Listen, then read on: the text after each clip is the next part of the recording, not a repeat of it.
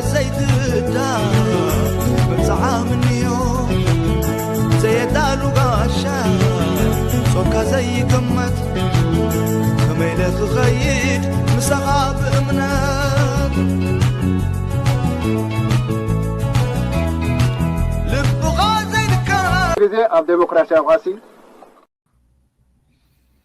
Hello, everyone. I have a guest today, Mr. Senay Kesete. Hello, Senay. How you doing? Good. Thank you for having me here. Yo, thank you. Welcome to Ethiopia Media. Ethiopia means justification. So today our topic will be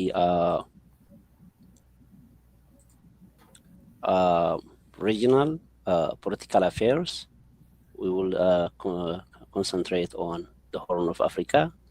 So welcome again, Mr. Senay. So I have some questions, and I'm very happy and super excited for coming to the show. So I will start with the question: the cyclical nature of the conflict, historical context, and the root causes. So, what are the primary historical grievances and unresolved issues stemming from 1890 during the Italian colonization of Eritrea, or separating Eritrea from Ethiopia? Ethiopia, or the whole, was under the Menelik II.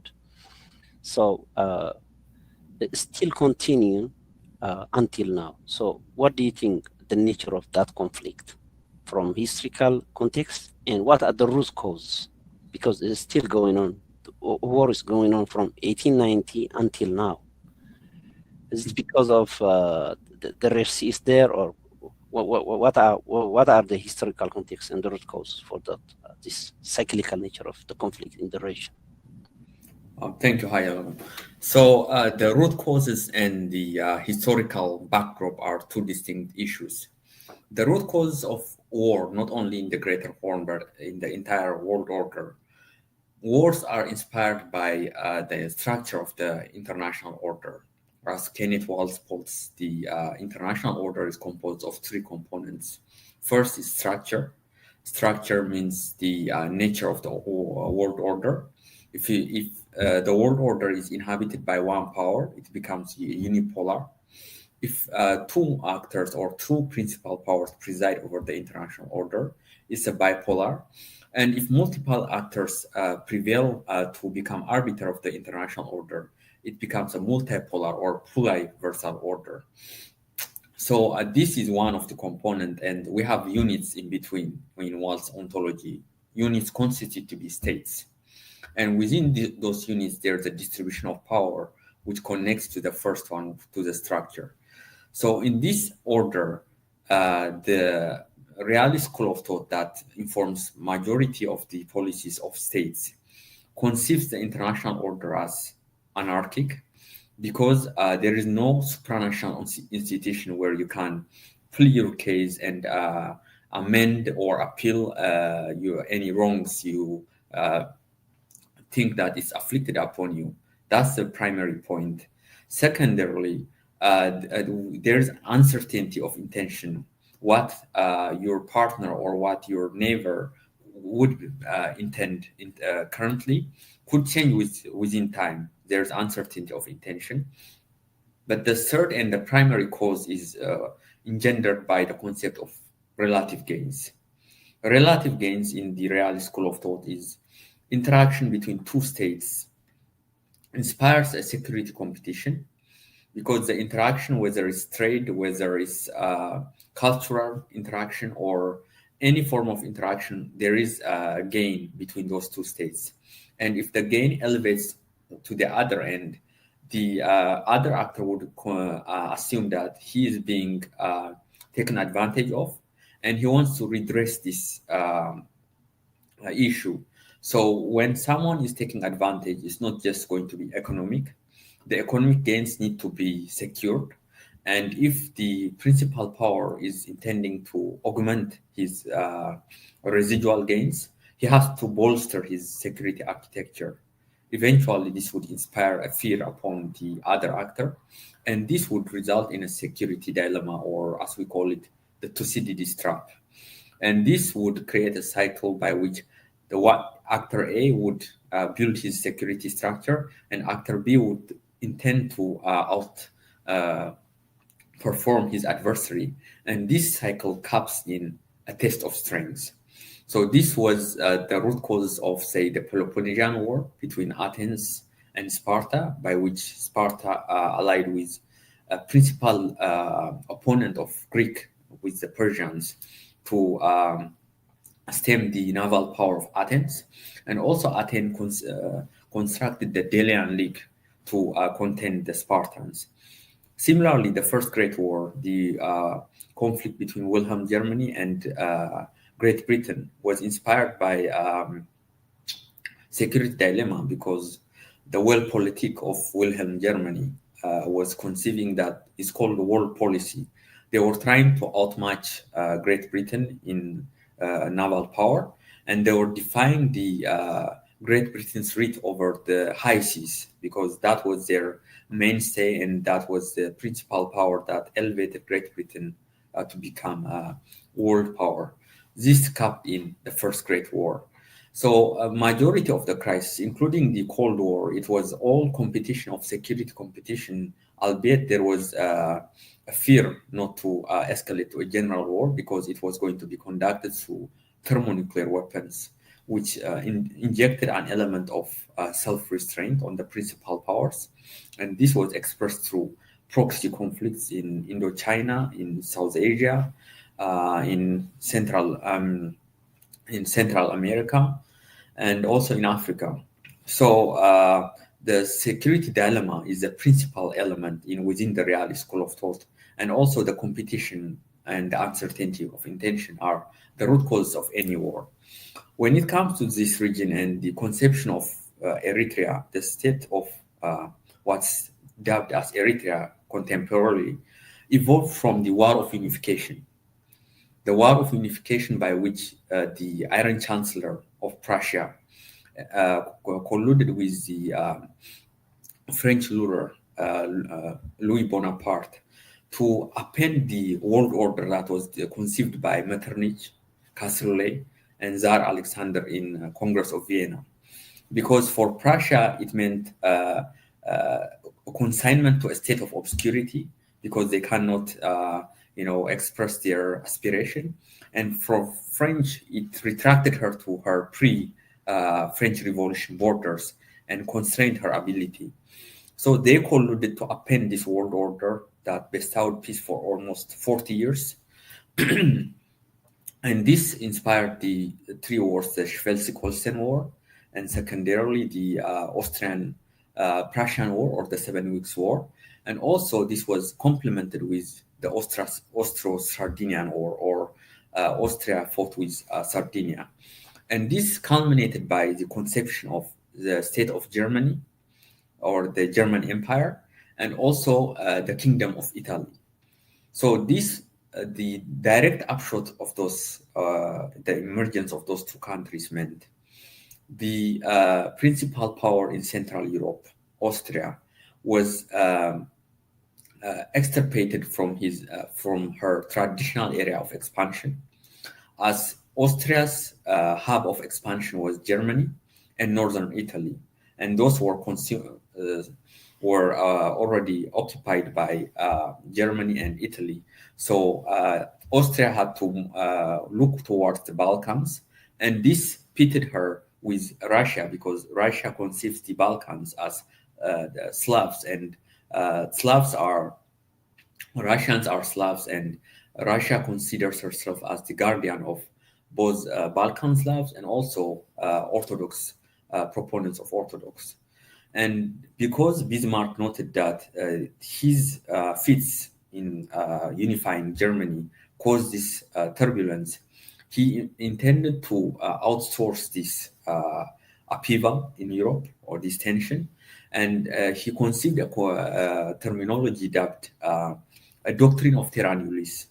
Doctrine of terra nullius is a no man's land, by which any principal powers can go and occupy other lands in the Oriental world, This was brought about in the 1878 Congress of Berlin on Oriental questions. And the doctrine of terra nullius enabled those principal powers to establish colonies. This was complemented also with the Ius Publicum Europeum, or the European public law, whereas usurpation and occupation was allowed in the Oriental world, but was proscribed in Europe, by which consensus or European affairs was going to be settled the same way the Congress of Vienna was being conducted, which means the Congress system, and consensus had to be reached in order to make any change within Europe. So the doctrine of terra nullius enabled Italy to purchase the asset territory which from one landlord in the area. There was Rehaita Sultanate, the Rehaita Sultanate, go ahead. Yes, there was one company, boat company, the Rubatino boat company, and they purchased it, and they metastasized to occupy the entire Eritrea, and they dubbed it Eritrea in 1890. So the conflict with afterwards, when they conceived this country, it was a polyglot state. To put it in a broader context, colonialism is the imposition of few white minorities on vast indigenous people. However, it's implemented in two distinct methods. The first one is direct colonial rule. The direct colonial rule does not append the existing establishment. It harnesses it and also introduces twin doctrines of rational administration and popular sovereignty. Rational administration entails unifying distinct territories. A good prototype would be Indonesia under the Netherlands, and also Philippines under Spanish rule. It occupies distinct territories and it gives them coherence. Whereas popular sovereignty entails enlightening the intelligentsia so that they can administer their state and be proactive in policy making. So this is direct colonial rule, and it was implemented in India, British India, but which was also the principal source of the decolonization era, because this enlightenment was what impelled the indigenous to challenge its rulers by invoking the claim that you have to live up to your words and you have to enable us to practice the values we gleaned from you, which culminated in the thrust for decolonization in the 1940s. The second way colonialism was administered is the indirect colonial administration. And this entails drawing borders that foster weakness by cleaving ethnicities, by which half of the group would remain in a distinct territory, and the remainder would be in one territory, such that it eases the process of administration, because it's going to be smaller in size, and also it would also spread currents of division within those two groups, which would ease the process of ruling. So Eritrea was part of the indirect colonial rule, and this spread currents of division by which most of the ethnicities that inhabit the state or have kins and blood ties in neighboring states. And this injected tides of revanchism and irredentism. And when the issue of Eritrea came to the fore in 1940s, there were distinct sentiments by which some of the groups inspired to conceive a new state of Eritrea, whereas the others were fearful of primarily Islamic fundamentalism and were envisaging to stay with Ethiopia. So those two segments were formed by the currents of colonialism. But the main conflict within them is primarily culled from the realist school of thought, meaning the notion of relative gains, the concept of security dilemma, and also the anarchic world order, and the uncertainty of intention, which impels a contemporary friend to become a potential adversary within time, is the primary element that puts them in a constant cycle of conflict. And we can go over each of the conflicts in more detail. Well, thank you. It's a long explanation, but it was to the point. And so once the Italians they came to Eritrea, so the Adwa War. So Eritrea and Tigray, I believe they were the same people because they have the same, not only the same language, the same culture, but they also have bloodline. They are intermarried. They are the same. I can't differentiate. Some people they may. So as you explained, so the Italians they purposely divide because these two powers they don't have to stay together, because the Tigrayans I believe were the main actors in crushing the Italians in Adwa, and Adwa by itself is it is a mountainous area, and it is also defending itself. Adwa is defending itself against the Italians, so they have a very upper hand in defeating the Italians. Yeah. But once Eritrea is divided and Menelik stay in Ethiopia, so can we say Eritrea is an independent nation from that time? Can we say that? Can we say that Eritrea is an independent country from that day? Yeah, absolutely. Yes. Absolutely. If we agree on that, then why is the other conflict coming during the Haile Selassie reign? Haile Selassie, he claimed to be because Eritrea is part of it. This is one of the cyclical conflict. The conflict was starting from that, another conflict. And the second conflict was after the fall of Haile Selassie. When Haile Selassie fall from power, the Derg came to power under Colonel Mengistu Haile Mariam. So still the war continues, and the war was continuing from 1961 until 1991. So it's a long war, like 30 years. It is they're devastating both in Ethiopia and Eritrea. So how can this war got to stop? It doesn't stop in there. From 1998 to 2000, another war. And again, after 20 something years, it just happened like 2020, and again another war. Yeah. Like this war goes. So what is the main reason? The main reason for this conflict? If Eritrea is an independent nation and the Menelik, why they don't complain about Menelik? Because I have 3 or 4 questions together. Why the Ethiopians they don't complain? Then they don't put the responsibility to Menelik. Menelik is the one who separates Eritrea, who let go Eritrea to Italians.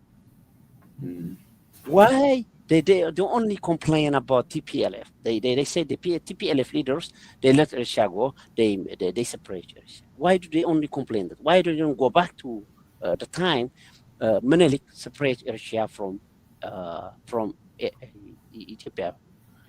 So this, how do you explain this situation? Yeah, so ancient countries by nature are unified by dynastic houses.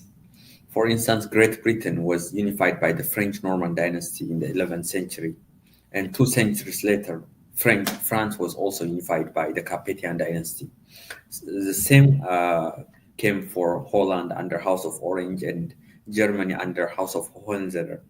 So any ancient country, if you look back to their tracings, they're unified by dynastic houses. The same goes to these nations contemporary dubbed Eritrea and Ethiopia. They were under the Abyssinian Empire, which was ruled by the House of Solomon. So the central aspect of dynastic houses is expansionism. Expansionism is envisaged as prestige, as grace, and also as a means of security.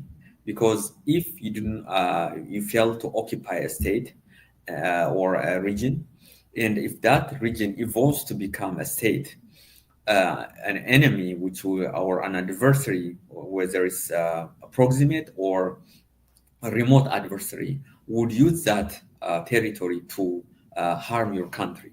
Because this conception, which is called from the realist school of thought, every state is envisaged or prompted to expand and extend its leeway.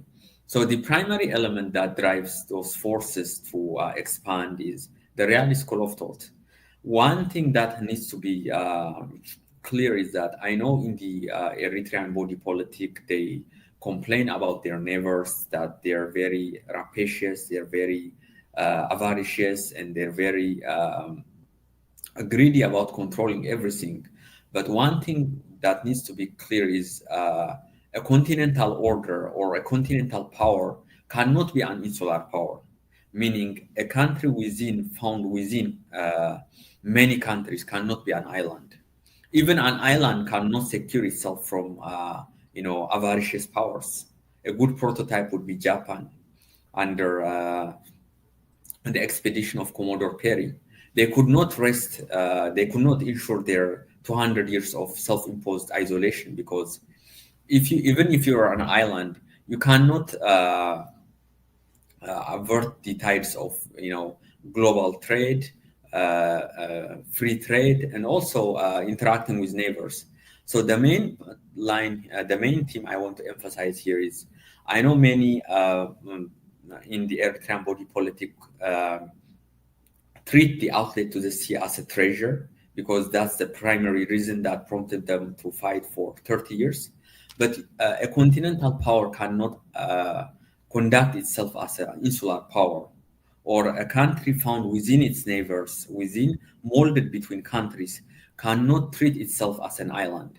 Even if you're an island, there's many challenges to conserve your sovereignty.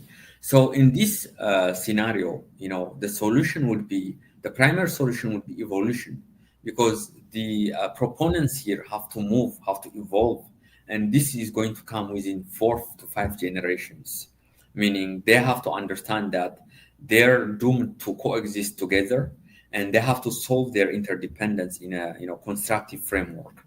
And this gains expression through a comparison.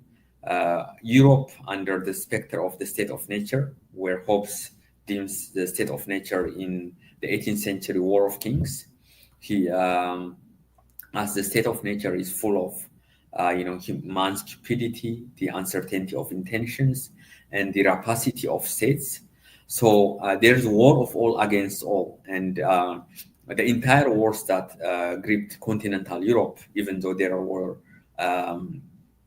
brief in duration, can be explained by Hobbes' state of nature. And this was also contemplated by Kant in his magnum opus, Perpetual Peace, by which he contemplated over the 7 Years' War, the American Revolution, and also the French Revolution, to conceive a conception dubbed perpetual peace, by which a voluntary federation of republics would play to a transparency in domestic politics and foreign policy, and would construct a unified state to administer their affairs. This was, treated as idealistic during the moment in 18th century, but it was Kant emphasized that this conception would reach fruition in 2 modes. The primary mode would be peace by the vast graveyard of human race, and the second one was peace by reason designed. The former one happened to be true as the proponents of the Napoleonic War, the anti-Napoleonic Wars, or the coalition that fought Napoleonic France, distilled his truisms and erected the Congress of Vienna, by which the Quadruple Alliance was formed to avert the prospect of French revisionism, and the Holy Alliance was constructed to prevent the relapse to the concept of republic and nationalism, and maintain that legitimacy would be culled from dynastic monarchs. So they were engaging with European affairs through consensus and by deliberating together. So this region has to reach at this point, at this Kantian version of interstate affairs, to prevail over the cycle of war. This conception in Europe, although it was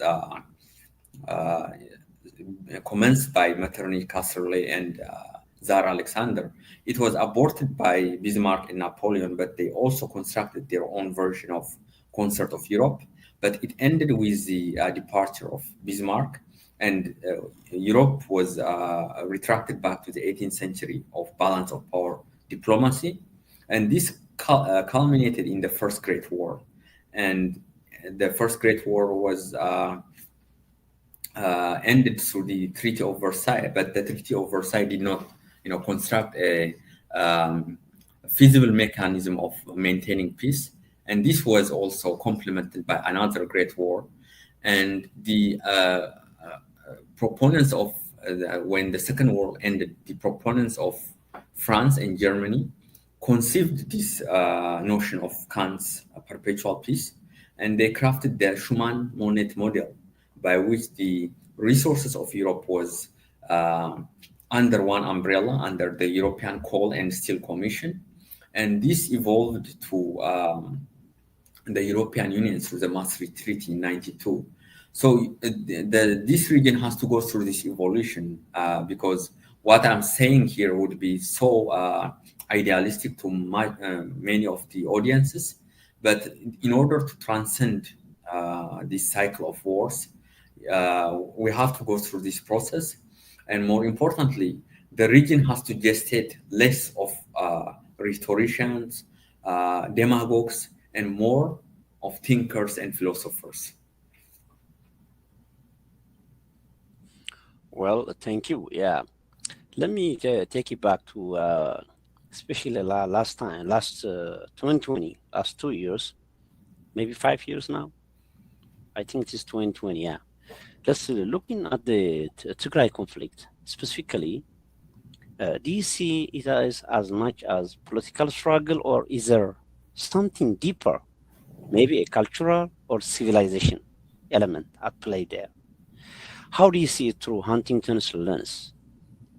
Because I heard you so many times you mention Huntington, and so I'm curious about the religious and cultural divisions, like the Orthodox Christians versus Muslim divides.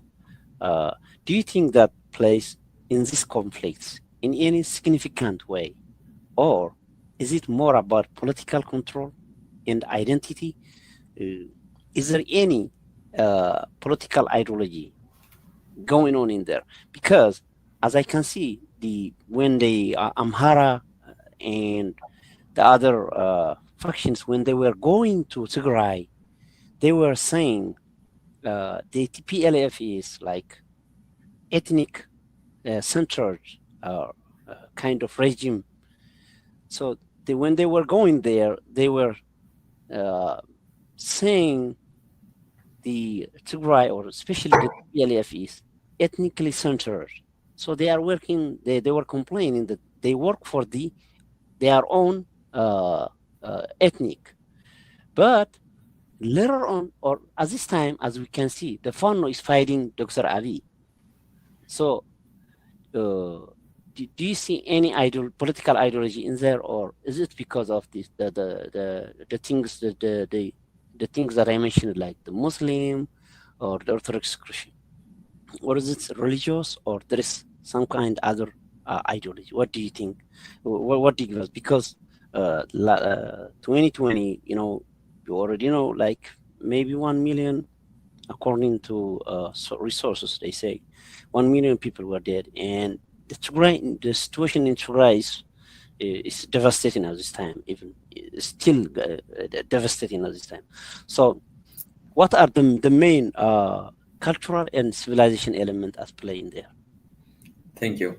There is no cultural or civilizational elements on the 2 years war. you were invoking Huntington. So Huntington drafted the Clash of Civilization by observing the aftermath of the Crusade War. Once the Crusade War ended, the war shifted between a power struggle. He envisaged that the end of power struggle would relapse to a cultural and civilizational competition. His main theme, or the gist of his conception, is that with the wake of the Cold War, culture will supplant ideology as a principal pole of attraction and repulsion. But that proved wrong, because even when he drafted his first book, The Clash of Civilization, it was 96.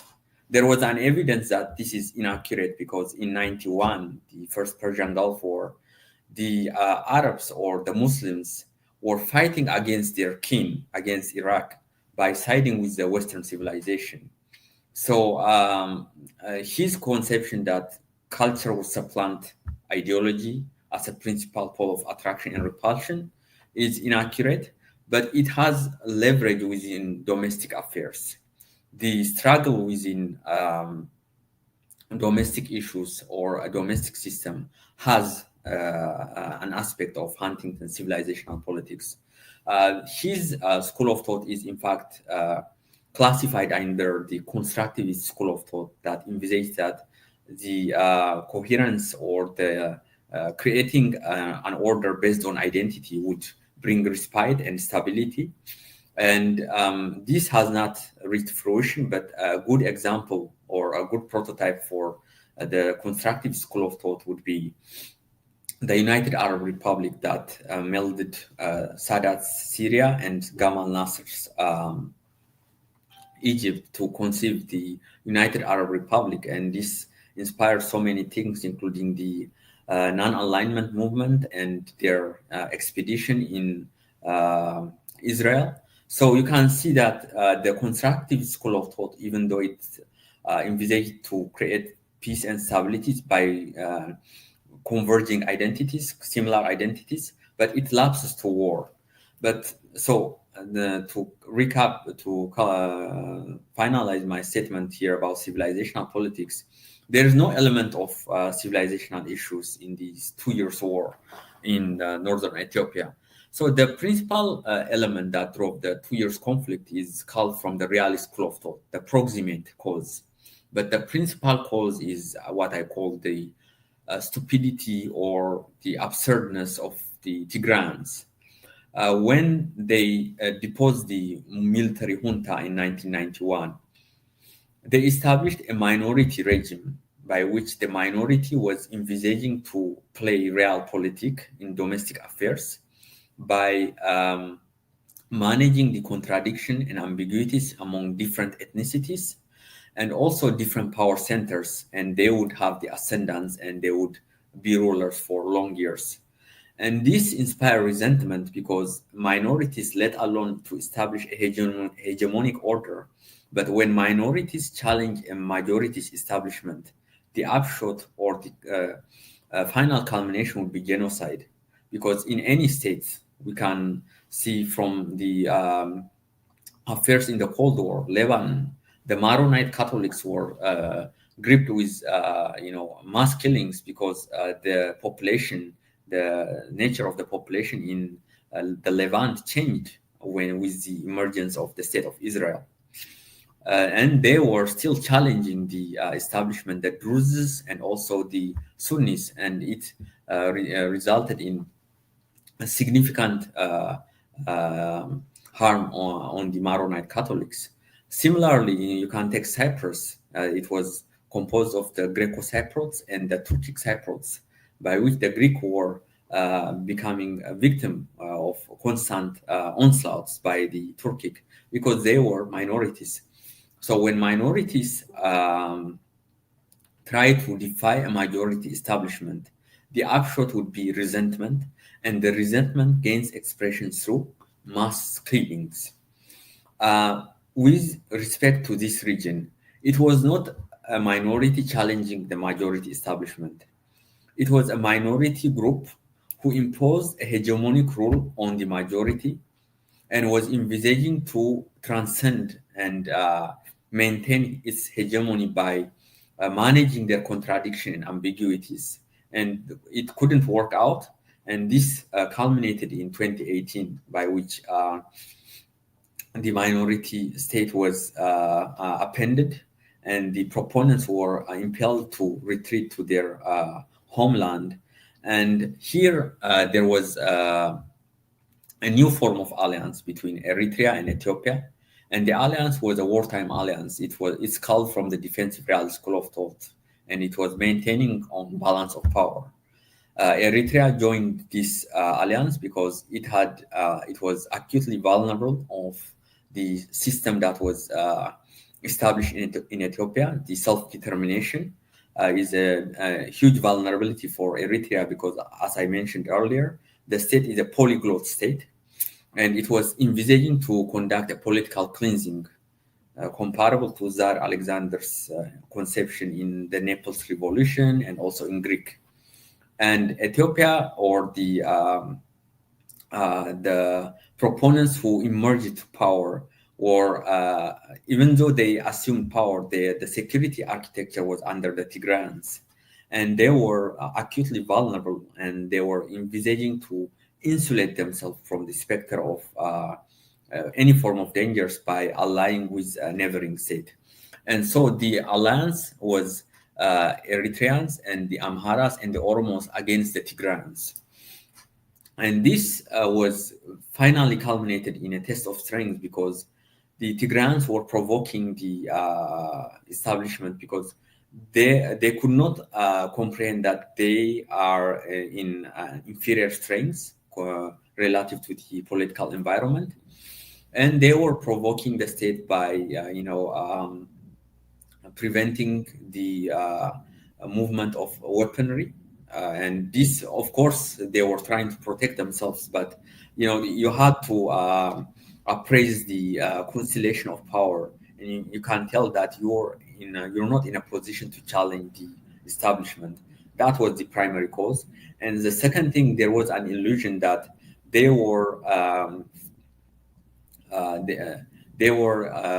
had a support in the Ethiopian state, because they introduced a dictum of self-administration, and this was cherished by majority of the people, and they were envisaging that the majority of the Ethiopians would welcome us back, and they were constructing political alliances with different groups, which was also challenging the establishment.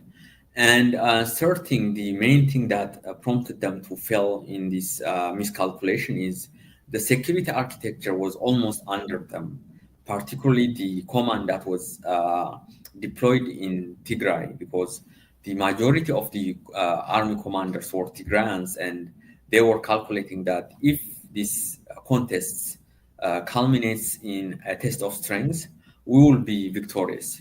So this conceptions impelled them to miscalculate, and it culminated in a test of strength, which inspired a huge casualty and also an upheaval. So to locate or to pinpoint the cause of the war is distilled from the realist school of thought. Primarily, the Tigrayans were not satisfied that they were removed from their throne, and they were trying to reassume their throne. And the Ethiopians were trying to maintain the newly established state and also dissolve the Tigrayans. And Eritrea had a comparable motive, which was cleansing the new political structure, domestic structure within Ethiopia, as it's a cause of vulnerability for Eritrea. And also they had feelings of vengeance, because they were isolated for almost 2 decades under the tutelage of the Tigrayans. Well, thank you. Oh, wow, yeah, you almost touched a lot of things, which you even answered some of my questions along the way. So let's go to the second point, the looming war, which is immediate cause and the trigger. So we'll see a war is looming between Eritrea and Ethiopia. Specifically, I can say between the PP, the Progressive Party in Ethiopia under Dr. Abiy Ahmed, and also the only party in Eritrea under PFDJ under the Isaias Afwerki.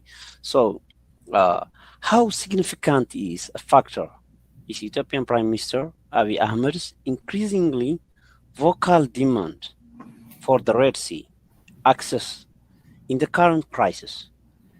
Is this a genuine existential need for Ethiopia or a politically motivated nationalist agenda?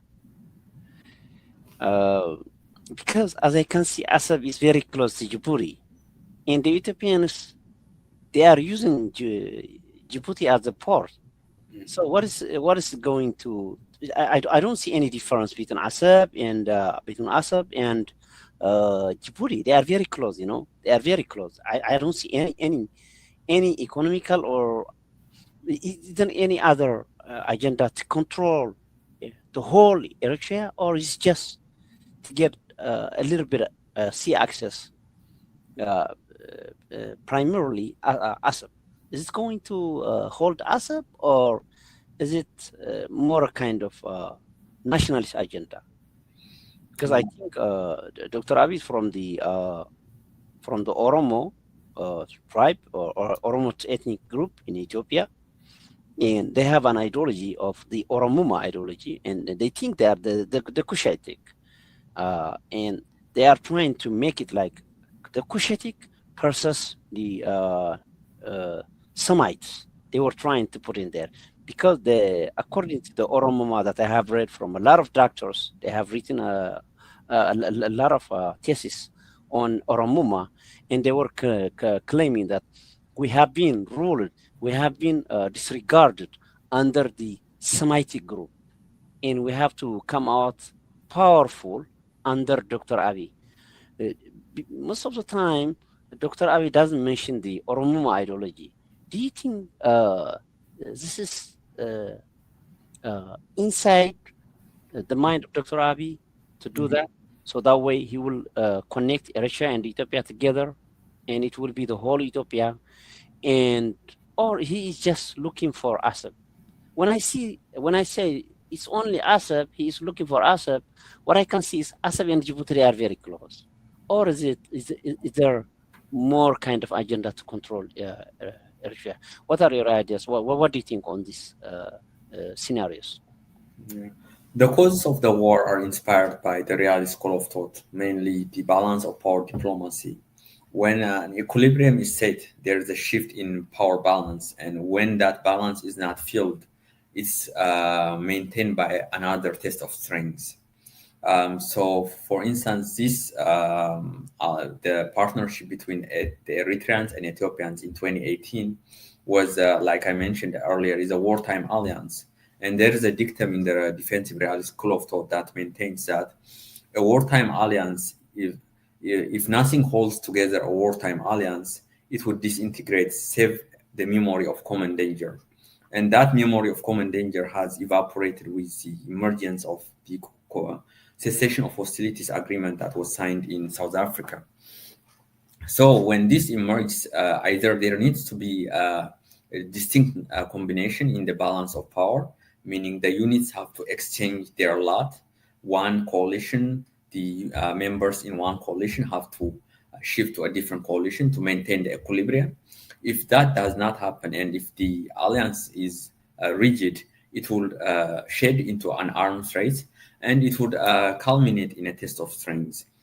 So the main cause of the relation going to now a new war is because there was no limits to the application of realism. When two countries partner on the basis of realism, there needs to be a limit on the application of realism, because the realism is all about raw power, and you cannot apply raw power extensively because there needs to be a limit, either because you would be exhausted, or if there is no limit, it has to be complemented with a consensus. This consensus can be based on institution, meaning determining your affairs, so your interstate affairs, based on institution, which would be called from the liberal institutional school of thought, or it would be based on values and identities, which would also be distilled from the constructivist school of thought. If those two are absent, then you have to limit your application of raw power. Limiting application of raw power means a good example would be the days leading to the end of the Second Great War. The two forces, the American forces and British forces under the leadership of Eisenhower, were allied with the Soviet Union, although they had distinct political system within their domestic affairs. So the Soviet Red Army and the Americans and British Army under Eisenhower had a goal to reach Berlin, by which the former would march from Moscow to Berlin, and the latter would conduct a similar path by commencing his journey from North Africa. And there was a limit in raw power. If there is no concise limit, if there is no precise limit of applying raw power, then the application of realism would you will become a victim of your own conception. A good example for this would be the Soviet-Afghan War, because the participants in the Soviet-Afghan War who were fighting against the Soviet Union were being armed by the United States. But there was no limit on the raw power, and extensive limit of ammunition was supplied to them. And with the collapse of the Soviet Union, those ammunitions, those accrual of power was being used against the United States. So when there's no circumscribed scope for applying raw power, a wartime alliance would cast into a test of strength. When I am speaking about this region, there were two instances that I can speak of. There was one in 1991, by which the Eritreans and Tigrayans had a wartime alliance, and this shaded into a test of strength within 7 years. I'm surprised that it took that long, because it should not be. And the primary reason why they stayed for almost 7 years is because there was another, the fear.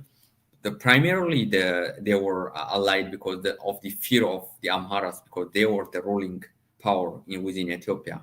With their deposition, a new fear was in the area, because Islamic fundamentalism was intense in the Sudan and also in Somalia, because Somalia was stateless at that time. So this fear of Islamic fundamentalism enabled them to maintain their alignment for a period of time. But around 96, Sudan emerged to become cognizant of the repercussions of practicing fundamentalism. They kicked out Bin Laden, and also they dissolved the NIF, and were trying to mitigate their relationship with the United States. And with the when Islamic fundamentalism subsided in the region, the relative gains emerged, and this soon shaded into a security dilemma, by which the Ethiopians were complaining that the Eritreans envisaged us as a source of raw materials, and they want to use our source of raw materials and also become an export market, and they're trying to take advantage of us. And similarly, the Eritreans were complaining that they're applying protectionist policies and we cannot trade. And as the philosopher Frederick Bastiat says, when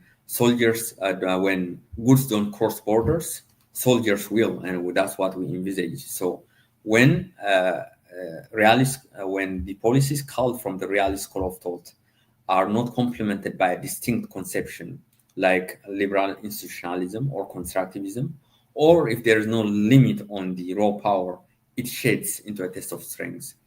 Similarly, the regional order that was established in 2018 through the joint declaration of peace and friendship between Ethiopia and Eritrea was shaded into now a new test of strength, because the partnership did not specifically stipulate the limit of applying raw power.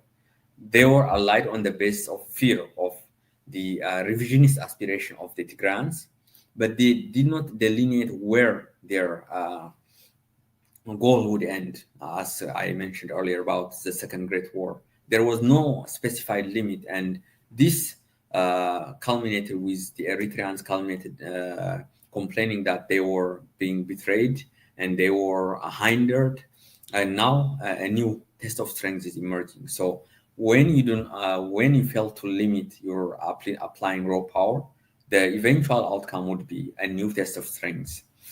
When it comes to controlling territory, first of all, I'm not certain that Abiy is being prompted by his own aspiration, as I know that there are powers in that region that conceive the Greater Horn as their backyard, similar like as to the United States, by which we treat the Western Hemisphere as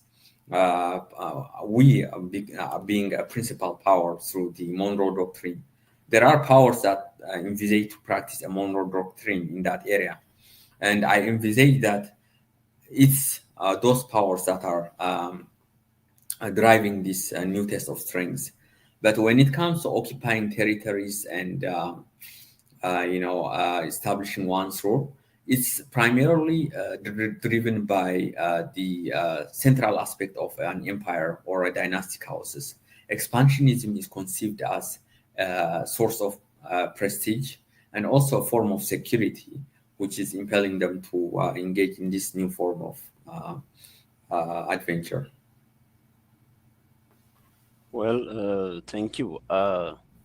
So the next we will be because we have already explained the nature of the potential looming war. The next is the path to de-escalation and peace. So the Pretoria Agreement has stopped the conflict. So is there any chances, realistic prospects for a diplomatic resolution to the current crisis, or maybe if the war comes? As I consider, there is proxy war going on because the fun are very close to. If he heard what Dr. Abiy was saying to the council or to the Parliament of Ethiopia the last 2 days, he was clearly telling that he was clearly saying the government of Eritrea to stop transferring the army, within Ethiopia. He was complaining and he was accusing Eritrea as transferring military ammunition inside Ethiopia. He was telling them, please stop. So I think the war is there. So is there any especially from the like African Union and international powers such as the United States, China, Russia, and the European Union, do they play any mediating role in this, or they are going to try to exploit as they do? Because I believe they exploit the area because it is the Bab el Mandab, the area around Djibouti where the ships they move back and forth. It is a very sensitive area, as we have seen the Houthi, the proxy partners of Iran. They were they were throwing a lot of missiles at the ships of Israel, maybe America, and America was taking some measures to control or to crush the Houthi rebels. So, are they going to meditate before it happens, or they just give the green light for Dr. Abiy to do whatever he wants, like going to full-scale war? What do you see? What do you think? Because Dr. Abiy, he still said yesterday, he already wrote a letter. He already explained it to European unions, European countries. He was saying we have told the to United Nations United States, to all other Western powers, we have told them to meditate before we go to dispute. The only thing we are asking is, according to him, is we need access of the sea. We need access to the sea. That's the only thing we want. As I can see, personally, I can see that he already have access to the sea. There is Djibouti. He is using Djibouti, and this is what I want to understand. Why is he trying to go into war? This is because of to show the power, the strength, to show their power, or is there anything that you want to explain on that? So one thing I need to make clear, when a new test of strength erupts in this region, there would be no winner. Let me repeat it, there would be no winner. And the reason why is because we here in the United States have been working tirelessly to maintain the equilibrium in this region and ensure that stability will become a principal aspect of this region. And why there will be no winner is because you can glance back to the last two wars in this region, the 2 years war that erupted in 2020, and also the border war. Can we say there was a winner in those two conflicts? No. There was no winner. So the reason why there was no winner, because we trusted our weight. The United States trusted her weight to end the conflict in a way that the equilibrium is maintained. And I'm not going to go over that in details, but I personally have took the responsibility and proposed policies to NSC and the state, and we will see how it goes down. But one thing I can be certain of would be any power that conceives to control a territory or occupy a region, or any power that tries to play realpolitik and or entertain aspects of hegemony within a region, or any province that would envisage to become a state cannot transform its conception into a concrete reality. I can be certain about that. When it comes to Abiy's, letters and pleas to the international community, they are pretexts. They're meant to as a way to clear his track. So when the test of strength erupts, there would be no backlash against him, because he's going to invoke that I have been telling you for a while, but you did not take my plea seriously. So it's a way to insulate himself, that there will be no backlash against him, and he can, practice his intents, use his resources as much as he could. So the main thing I can say about this would be there would be no victor in this war, and it would be in the interest of all powers, also of Eritrea, to engage in a dialogue and see ways if there are means to settle this condition. Also, the Ethiopians to temper their jingoistic aspiration and see how they can cohabitate with their Eritrean brethren. But when it comes to test of strength, it's going to end in an armistice, and the armistice would be complemented by a frozen state of no war, no peace scenario that we witnessed for almost 20 years. That's how the cycle is going to go. So there will be no winner in this cycle. Well, I think this will be my last question. The people in that region, they have been in a war for so long that they are a lot of people are dying, economy is being damaged. It have been come as a cycle, and because like it happens again and again, again and again.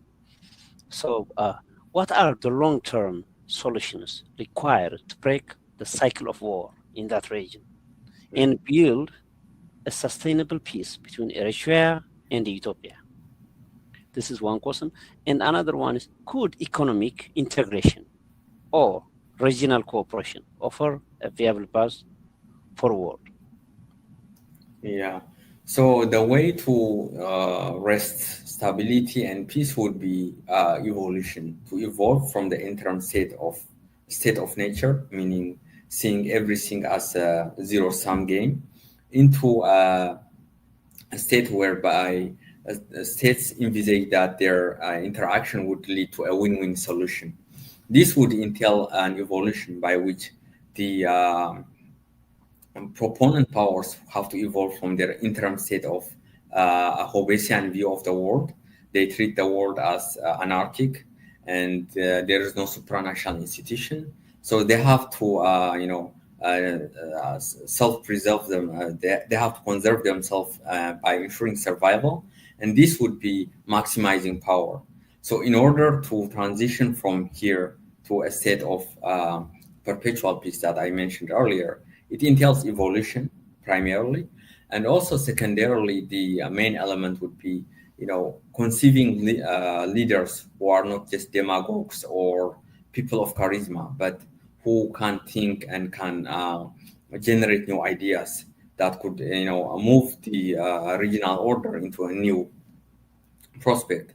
A good prototype for this region would be how Europe transitioned from 18th century of limited war or war of kings into the Congress of Vienna or the Concert of Europe in the 19th century. How did Europe maintain peace for 40 or 50 years?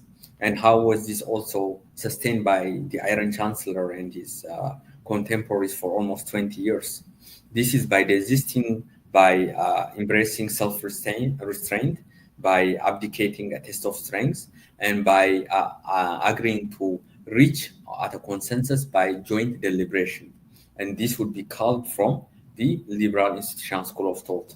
And this can, one can, conceive this in more detail through castle-raised congress system. How did the European congresses that commenced through the Congress of Vienna maintain peace and dealt with each event in Europe by jointly deliberating? This congress system was acting like the deliberation of powers at the end of the war, but this was not occurring with the end of the wars. It was occurring periodically, and they were settling their cases by joint deliberation.